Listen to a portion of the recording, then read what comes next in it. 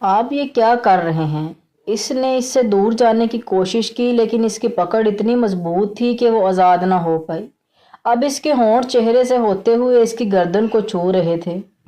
بیلا کی سسکیاں اس کے کام میں خلل پیدا کر رہی تھی جو وہ برداشت نہیں کر سکتا تھا، لہٰذا اس نے اپنی ٹائی اتاری اور اس کے منہ کے پاس کر کے اس کا منہ باندھ دیا۔ اب اس کے دونوں ہاتھ خان کے وزنی ہاتھ میں تھے۔ دیکھو، میں نے تمہیں کہا تھا نا کہ میرے کام میں کوئی ٹانگ اڑائے مجھے پسند نہیں، لیکن تمہاری سمجھ میں بات کہاں آتی ہے۔ لیکن تم فکر مت کرو، میں ہوں نہ سمجھانے کے لیے۔ یہ کہتے ہی وہ دوبارہ اس کی گردن پر جھک گیا اور اس دشمن جاں تل کو اپنی پوری قوت سے بائٹ کیا۔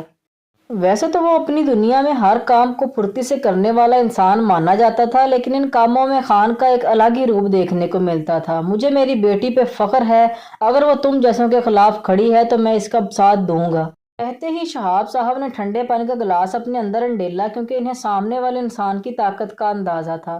شہاب میاں، یلو ٹشو، اتنا پسینہ کیوں آ رہا ہے؟ ویسے آپ کی پری نظر نہیں آئی مجھے، کہاں ہے وہ؟ خبردار، بیٹیاں صرف اپنے باپ کے لیے ہی پریاں ہوتی ہیں۔ جمشید، تم جیسے کمینوں سے تو انہیں بچا کے ہی رکھنا چاہیے۔ غلط، غلط شہاب صاحب، بیٹیاں اپنے باپ کے لیے نہیں بلکہ سگے باپ کے لیے پریاں ہوتی ہیں۔ خان، تمہیں پتہ ہے اس رات کو تو ایسا لگا جیسے آسمان میں کو چھو رہی ہوں۔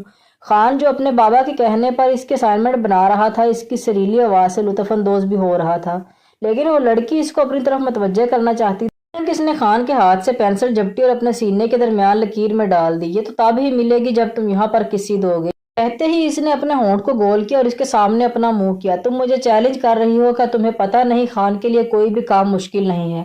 یہ کہتے ہی اس نے ایک پیج اس کے ہونٹوں کے پاس کیا جس سے اسے لگا کہ وہ کبیر کا ہونٹ ہے، اور اگلے لمحے وہ پینسل باہر نکالی۔ یہی تو کبیر کا انداز تھا، کبھی بغیر کچھ کہے اسے آسمان پر پہنچا دیتا اور کبھی ایسا مدہوش کرتا کہ اس کی چال سمجھ نہ پاتی۔ آہستہ آہستہ اس نے کمرے کا دروازہ کھولا تو دیکھا کہ کمرہ تاریکی میں ڈوبا ہوا تھا۔ کمرے کے اوپر والی چھت پر تھوڑی سی روشنی تھی جس کی وجہ سے بیڈ پر سوئے انسان کے چہرے کے نقش واضح دکھائی دے رہے تھے۔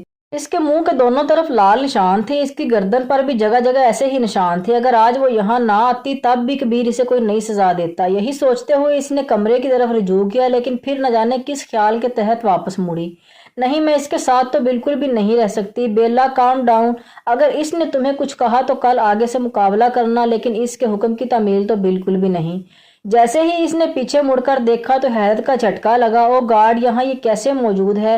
ابھی تو سو رہا تھا۔ اس نے جب یہ دیکھا اس کے قدم آگے بڑھ رہے ہیں تو فوراً پیچھے کی طرف ہوتی گئی۔ خان چونکہ ابھی نیند سے جاگا تھا اس لیے اس کی آنکھوں میں عجیب خماری تھی۔ آپ، میں یہاں۔ اس سے پہلے وہ کچھ بولتی خان نے اس کے ہونٹوں پر انگلی رکھ دی۔ اس کو دوبارہ اپنے اتنا قریب آتے دیکھ بیلا نے اپنی آنکھیں بند کر دی۔ اچانک اس کی نظر ان نشانات پر گئی جو اس کے اپنے دیے ہوئے تھے۔ اس نے اپنے انگوٹھے کی مدد سے انہیں سہلایا تو درد کی وجہ سے بیلا کے منہ سے سسکی سی نکلی۔ خان نے فوراً اپنا ہاتھ پیچھے کر لیا، جس کے فوراً بعد بیلا نے موقع دیکھتے ہی رخ پھیر لیا، لیکن وہ اس کے چنگل سے چاہ کر بھی آزاد نہیں ہو سکتی تھی کیونکہ خان کا ایک ہاتھ اب اس کی گردن پر تھا اور دوسرے ہاتھ سے اس نے بیلا کو سر کو تھوڑا سا اوپر کیا۔ اس کا ایک ہاتھ ساتھ ساتھ اس کی گردن پر رینگ رہا تھا۔ یہ سب محسوس کر کے بیلا کی ٹانگیں کانپنے لگیں۔ بیلا نے اپنے نازک ہاتھوں سے یہ دور دھکیلنا چاہا مگر اس پر کوئی اثر نہ ہوا۔ میرے ساتھ بیڈ پہ کوئی سوئے، اس چیز سے مجھے تھوڑی الرجی ہے، لیکن کوئی بات نہیں، تھوڑا بہت کمپرومائز تو چلتا ہے۔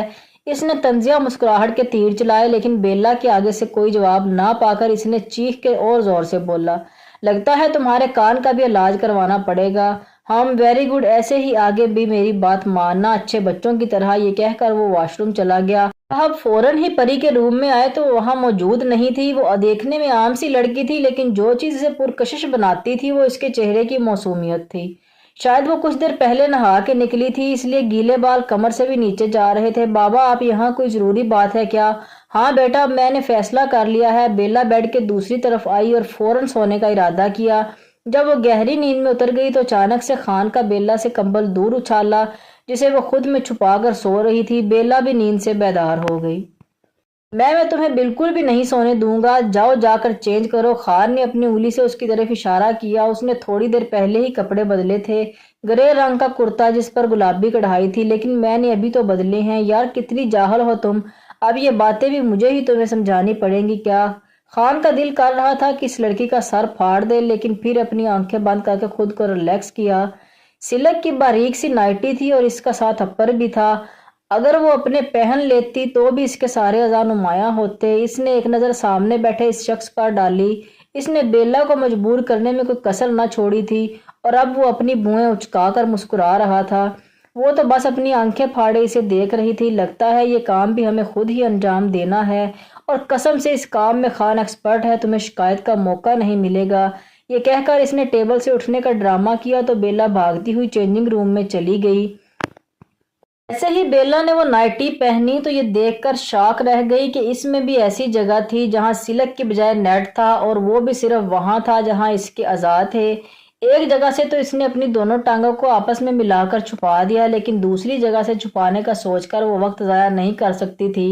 یہ سوچ کر اس نے اپر پہن لیا اور ابھی 5 منٹ میں سے 1 منٹ رہتا تھا، لیکن اس سے پہلے باہر آ گئی۔ اس اپر کے باوجود اس کے نشیب و فرائض ابھرے ہوئے تھے۔ وہ خان کو دیکھ کر اپنی ٹانگوں کو سپر سے چھپانے لگی۔ یہاں آؤ جلدی، خان جو ٹانگ پر ٹانگ رکھ کر ٹیبل کے سامنے بیٹھا ہوا تھا اپنے پاس آنے کا کہا۔ وہ کانپتے کانپتے قدم اٹھاتی اس کے پاس آئی اور ایک سنگل صوفے پر بیٹھا تھا جس کے آگے ٹیبل تھا۔ اس نے اپنے ساتھ بیٹھنے کا اشارہ کیا اور تھوڑی سی جگہ دی۔ کیا مطلب بابا، آپ چاہتے ہیں کہ میں آپ کو چھوڑ کے چلی جاؤں؟ نہیں، ایسا سوچئے گا بھی مت بابا، ہم دونوں کے علاوہ اور ہے بھی کون ہمارے ساتھ؟ پری نے جیسے ہی سنا کہ شہاب اسے پیرس بھیجنا چاہتے ہیں تو اس نے فوراً اس کے خلاف احتجاج کرنا شروع کر دیا۔ لیکن بیٹا، وہاں تمہارے چاچو تمہارا پورا دھیان رکھیں گے، اور میں نے تمہارے چاچو اور فاران کو بتا دیا ہے تمہارے آنے کا۔ رات بھر پری اسی کشمکش میں تھی کہ آخر اس کے بابا نے اتنا بڑا فیصلہ کیوں لیا، اور یوں بھی اچانک، جبکہ شہاب صاحب نے جمشید کی بڑھتی ہوئی سازش کو روکنے کے لیے اور اپنی بیٹی کو اس سے دور کرنے کے لیے دل پر پتھر رکھ کر یہ قربانی دینے کا فیصلہ کیا تھا۔ اس صوفے میں وہ دونوں بہت مشکل سے پورے آئے ہوئے تھے، اور ترتیب کچھ ایسی تھی کہ بیلا آدھی خان کے اوپر آ رہی تھی۔ خان کی ایک ٹانگ بیلا کی دونوں ٹانگوں کے درمیان تھی، اور خان کا ایک ہاتھ بیلا کے پیٹ پر تھا۔ وہ ٹی وی پر کچھ لگانے میں مصروف تھا۔